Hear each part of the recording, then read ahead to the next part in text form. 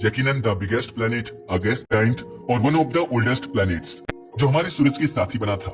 लेकिन क्या बस यही जुपिटर की पहचान है? जी नहीं, क्योंकि शायद जुपिटर एक ऐसा प्लेनेट है जिसके पास शनि की तरह छल्ले और धरती की तरह अरोरा लाइट्स हैं, और इनफैक्ट इसके मून के पास भी एक मैग्नेटिक फील्ड है। और यही नहीं, आप जानकर हैरान रह जाएंगे कि सूरज से इतना दूर होने के बावजूद इसका कोर सूरज के बाद सोलर सिस्टम का सेकंड हॉटेस्ट कोर है, जबकि पहले इसके बारे में किसी ने सोचा भी नहीं था। आज इसे एक फील्ड स्टार कहा जाता है, बट क्या सच में फील्ड स्टार है? यकीन मानिए, आज की कहानी जानकर आप इस फील्ड स्टार के बारे में सोचने पर मजबूर हो जाएंगे। तो चलिए डिटेल में जानते हैं। सबसे पहले बात करते हैं जुपिटर की।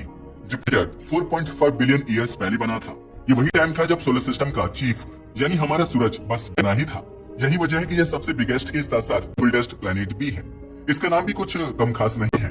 जुपिटर यानी रोमन मिथोलॉजी का किंग ऑफ गॉड्स। वैसे ऐसा नहीं है कि जुपिटर के बारे में पहले लोग नहीं जानते थे, क्योंकि ऑब्वियसली यह हमारी सोलर सिस्टम का सबसे पुराना प्लेनेट है, मगर फिर भी किसी को नहीं पता था कि वास्तव में यह कैसा है। क्या यह सॉलिड है या किसी तपते लावा जैसा लिक्विड? इसे जानने के लिए एक मिशन लॉन्च किया गया। इस मिशन को भेजा था नासा यानी अमेरिका की स्पेस एजेंसी ने। इसका नाम था जूनो, और जब 5 अगस्त 2011 को जुपिटर को स्टडी करने के लिए भेजा गया था। हालांकि आज तक जुपिटर की बहुत सारी स्टडी हो चुकी है, लेकिन इसके सीक्रेट्स आज भी सामने नहीं आए हैं। हालांकि जूनो जुपिटर की कक्षा में था, लेकिन उसकी हेल्प के लिए नासा को पृथ्वी पर मौजूद कई टेलीस्कोप्स को भी जुपिटर की ओर मुड़ना पड़ा, चाहे वह हबल स्पेस टेलीस्कोप हो या फिर जेमिनी ऑब्जर्वेटरी।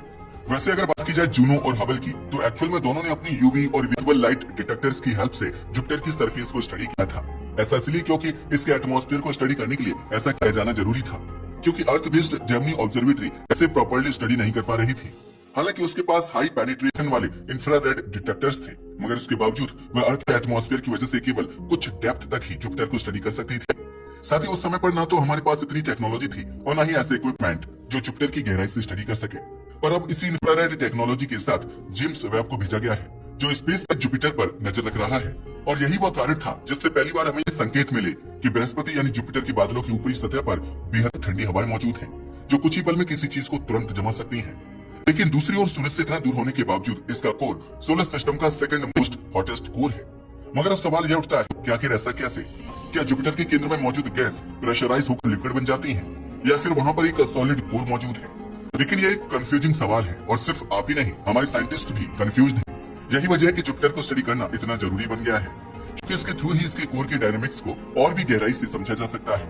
इनफैक्ट जुपिटर के बारे में तो यह भी कहा जाता है कि जुपिटर का कोर ही असल में उसके नेवर एंडिंग स्टॉर्म्स को भी पैदा करता है। और अगर यह सच है तो यकीनन यह एक बड़ी खोज साबित हो जाएगा। वैसे अब तक विजिबल और यूवी रेंज में जुपिटर की जितनी भी पिक्चर्स हमारे सामने आई हैं, इनसे हमें पहले ही पता चल गया था कि जुपिटर के ऊपर डार्क लाइट बैंड्स मौजूद हैं। एक्चुअल में 644 किलोमीटर प्रति घंटे की रफ्तार से यहाँ अलग अलग गैसों की हवाएं चलती हैं, वो भी एक दिशा में नहीं बल्कि एक दूसरे के अपोजिट डायरेक्शंस में। लेकिन उड़ती बहती इन गैस बैंड से आज से लगभग 400 साल पहले जुपिटर के सदर्न हेमिस्फीयर में एक बहुत बड़ा बवंडर आ गया था। यह बवंडर कितना बड़ा था, इसका अंदाजा आप इस बात से लगा सकते हो कि आज की तारीख में यह 2 पृथ्वियों को निकल सकता था। क्या? जी हाँ, आपने सही सुना, और इसलिए इसका नाम रखा गया था द ग्रेट रेड स्पॉट। इस बवंडर को आए इतने साल गुजर चुके हैं, और हमारे एस्ट्रोनॉमर्स इसे समझने की दिन रात कोशिश कर रहे हैं, मगर इसके बावजूद हम इसके बारे में बहुत कम जानते हैं। मगर हाल ही में एक और खबर सामने आई है कि द ग्रेट रेड स्पॉट अब धीरे धीरे छूटा होता जा रहा है। क्या? जी हाँ, आपने सही सुना। दरअसल जुपिटर में कुछ तो ऐसा हो रहा है जिसकी वजह से यह स्टॉर्म थम रहा है, और अगर हमने इसको समझ लिया तो धरती पर आने वाले स्टॉर्म्स को रोकने में भी हमारी हेल्प हो सकती है। वैसे आपकी जानकारी के लिए बता दें कि यह सब कुछ हमें जेम्स वेब से ही पता चला है। दरअसल जेम्स वेब ने अपने NIR कैम यानी नियर इंफ्रारेड कैमरे से कुछ इमेजेस क्लिक की हैं, और इसमें केवल एक इमेज में 3 डिफरेंट कलर फिल्टर्स की मदद से जुपिटर के कई राज सामने आए हैं।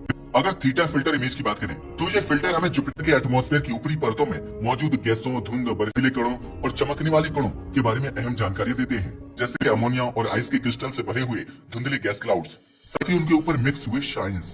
जी हाँ, जुपिटर पर भी अरोराज साइन करते हैं। इनफैक्ट यहाँ पर तो इतने पावरफुल और चमकते हुए अरोराज बनते हैं कि उस एनर्जी से 100 टेरावाट तक की बिजली भी बनाई जा सकती है। ये बिजली कितनी ज्यादा होती है, इसका अंदाजा आप इस बात से लगा सकते हो कि 1 लाख पावर प्लांट मिलकर भी इतनी बिजली नहीं बना सकते। अब आप सोच रहे होंगे कि हम तो जुपिटर से कहीं ज्यादा सूरज के नजदीक हैं, फिर भी हमारे पास इतने intense aurora creating solar flare नहीं पहुंच पाते, और आखिर जुपिटर पर इतने स्ट्रॉन्ग सोलर फ्लेयर्स कैसे पहुंच जाते हैं? वेल, ऐसा इसलिए क्योंकि हमारे पास जुपिटर की तरह 3 अजीबोगरीब मून नहीं है। आप जानकर हैरान रह जाएंगे कि जुपिटर पर अरोरा लाइट्स सूरज की नहीं बल्कि उसके 3 सबसे नजदीकी मून की वजह से आते हैं, जिनका नाम है आयो, गैनीमेड और यूरोपा। अगर आयो और यूरोपा की बात की जाए तो यह 4:2:1 की ऑर्बिटल रेजोनेंस में जुपिटर के चक्कर काटते हैं। यानी कि जब आयो 4 चक्कर लगाता है तब यूरोपा 2 चक्कर काटता है और तीसरा मून यानी गैनीमेड केवल एक ही चक्कर लगाता है। यहीं अगर यूरोपा को साइड लाइन कर दिया जाए तो आयो वॉल्केनिकली इतना एक्टिव है कि पूरे सोलर सिस्टम में उसका कोई मुकाबला नहीं। यहाँ तक कि इसके वॉल्केनो लगभग 5 किलोमीटर ऊंचाई तक फटते हैं। गैनीमेड के पास भी खुद का मैग्नेटिक फील्ड मौजूद है, यानी कि आयो के वॉल्केनिक इरप्शन से निकले चार्ज्ड पार्टिकल्स जुपिटर और गैनीमेड के मैग्नेटिक फील्ड के बीच फंस जाते हैं। ठीक वैसे ही जैसे सोलर फ्लेयर्स के चार्ज्ड पार्टिकल्स अर्थ के मैग्नेटिक फील्ड में अटक जाते हैं और इसी वजह से जुपिटर पर इतनी beautiful and powerful aurora lights peak होती हैं। अब अगर दूसरी इमेज को अच्छे से देखा जाए तो अरोरा केवल खूबसूरत ही नहीं है, जुपिटर की गैस बैंड्स भी बेहद ब्यूटीफुल हैं।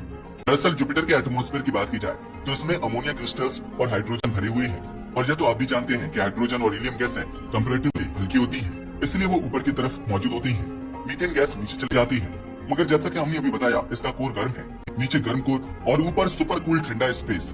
अब ऐसे में नीचे की गैस गर्म होकर हल्की हो जाती है और ऊपर की तरफ बढ़ने लगती है, जबकि ऊपर की ठंडी गैस भारी हो जाती है और नीचे बैठने लगती है। इसी गैसेस मूवमेंट की वजह से यहाँ पर पूरे सोलर सिस्टम का सबसे बड़ा स्टॉर्म यानी कि द ग्रेट स्टॉर्म बना है। साथ ही एक दूसरी इमेज में कुछ अलग नजर आ रहा है और यह है व्हाइट कलर का एक स्पॉट। दरअसल ऐसा इसलिए क्योंकि इस इमेज में कलर्स की बहुत गहराई है।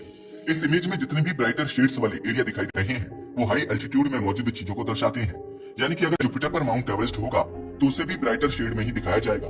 इसका मतलब यह है कि द ग्रेट रेड स्पॉट सिकुड़ रहा है और वह एक्चुअली में किसी पहाड़ की तरह ऊपर उठता जा रहा है।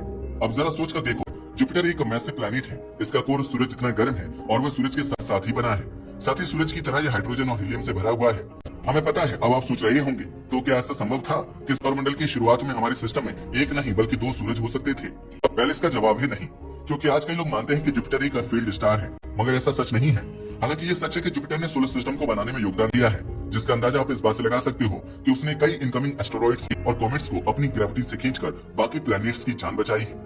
और इतना सब कुछ करने के बावजूद जुपिटर की मौजूदा लोकेशन ही ऐसी थी कि वह एक तारा नहीं बन पाया।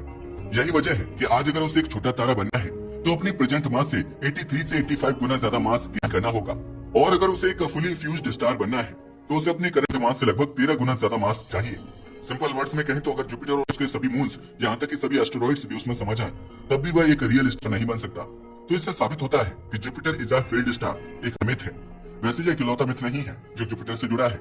जुपिटर आज भी बहुत सारे मिथ्स के घेरे में है जिन्हें लोग आज भी सच मानते हैं, मगर जेम्स वेब की मदद से अब बहुत सारे मिसकॉन्सेप्शंस दूर हो चुके हैं, क्योंकि जेम्स वेब की इतनी अनमैच्ड और सक्सेस ने पूरी साइंटिफिक कम्युनिटी को काफी फायदा पहुंचाया है। लेकिन चाहे जो भी हो, आज भी लोग जुपिटर के बारे में जानना चाहते हैं और हम आज भी इसे पूरी तरह से जान नहीं पाए हैं। जुपिटर एक ऐसा प्लैनेट है जिसे न जाने हम कितने हजार सालों से ऑब्जर्व करते आ रहे हैं। हम जिस ग्रह को सदियों से देख रहे थे उसके बारे में हमें बीते कुछ महीनों में असली जानकारी मिली है। अब आप सोचो कि अगर सिर्फ एक टेलीस्कोप की मदद से इतनी सारी जानकारी मिल सकती है, तो अगर और भी ज्यादा मिशंस भेजे जाएंगे तो हम हमारे प्लैनेट्स और सोलर सिस्टम के बारे में कितना कुछ जान सकते हैं। वैसे आपका जुपिटर के बारे में क्या ख्याल है? अपनी राय को हमें कमेंट करके बताना ना भूलिएगा। आज के लिए बस इतना ही। वीडियो पसंद आया तो इसे लाइक और शेयर करें। धन्यवाद।